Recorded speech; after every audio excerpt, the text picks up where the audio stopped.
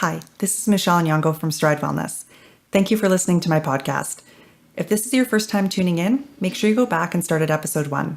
The first few episodes of the podcast tell a story, so you don't want to miss out on the beginning. As I move along, it is also meant to start a conversation on grief and loss. Later in the series, I will host interviews with counselors, professionals, and others who have experienced grief and loss.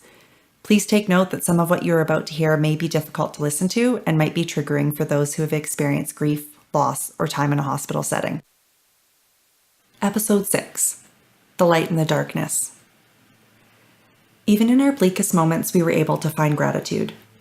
We were extremely well supported and loved while in the NICU. There were people who went above and beyond to assist us during that time. My family and friends back home cared for our children and were regularly in touch with kind words of support and love. We had strangers who sent money and gifts. My church started a food train to ensure meals were prepared for our family. We received amazing gifts from them to remind us we were in the thoughts and prayers of our church community.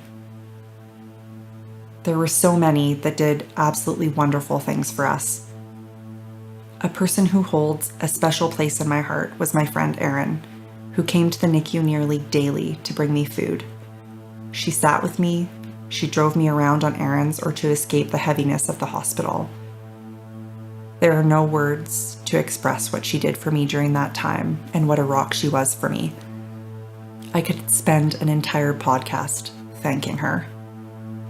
I wanted to take the time to show a little of the light that was in the darkness of our time at the NICU.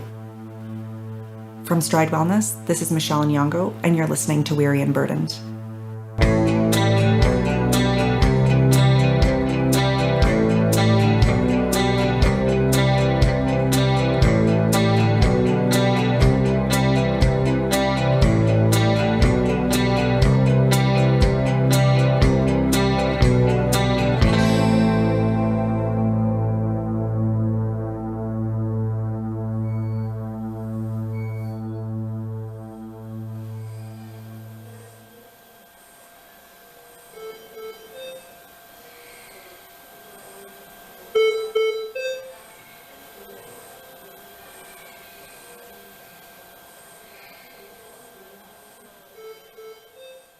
On November 26th, David's eyes were wide open.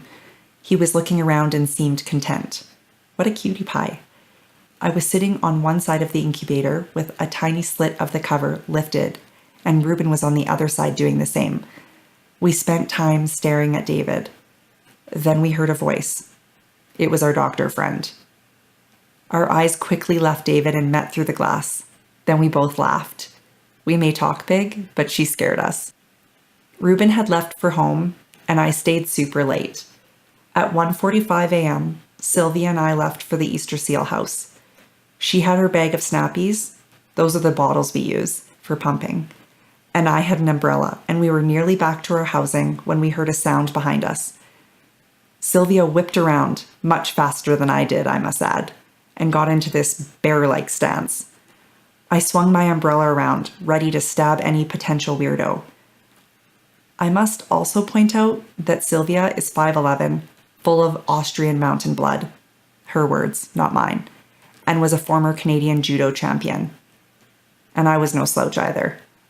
I'm a crazy half-Portuguese, hot-blooded woman with deep-seated anger issues. And who was our would-be attacker? A leaf blowing across the cement. Oh my, did we laugh. November 27th. Taking the bus was scary. I always felt like people were judging my inferior bus navigating skills. Sylvia and I grabbed a bus and found our way to McDonald's. Sometimes a girl just has to eat junk. Our transfers were good until 5:54 p.m., and wouldn't you know it, we missed our bus. Darn. So we were waiting in the freezing windy weather for the next bus, crossing our fingers we'd make the connecting one. Lo and behold, the bus came early. Yes. So we whizzed up the street and had plenty of time to catch a bus, 9 minutes until our transfers expired. The only problem was that the next bus wasn't scheduled for another 10 minutes. So now we were stuck between a rock and a hard place. Should we cross our fingers and hope the bus was early? or run across the street to use the ATM and get change from the attendant. We scrounged our purses and pockets for change. Sylvia was even looking on the ground. We had used laundry money for our ride to the restaurant, and the bus fare was $2.50 per person. We had enough for one fare, including my entire 27 cents I could donate. So what did we do? We froze, as in panicked. We couldn't make a decision. We ended up missing the bus and getting no change, and walked the rest of the way back. But this was a good butt, not the ones the doctors used. I laughed the hardest I had in over a month. I felt normal again. All because 2 girls had a hankering for Big Macs. To all the men and women who spent time with us in the NICU, thank you for being our support. Thank you for listening and understanding. Thank you for making me laugh when times seemed tough. Thank you for just being present and sharing in the experience. Thank you for keeping in touch all this time later. Thank you for being there. Thank you for bringing a little light to my darkness. Written and narrated by me, Michelle Nyong'o. Music by The Wristband. All post-production work done by Waxwing Productions. Cover image designed by Danielle McCrae.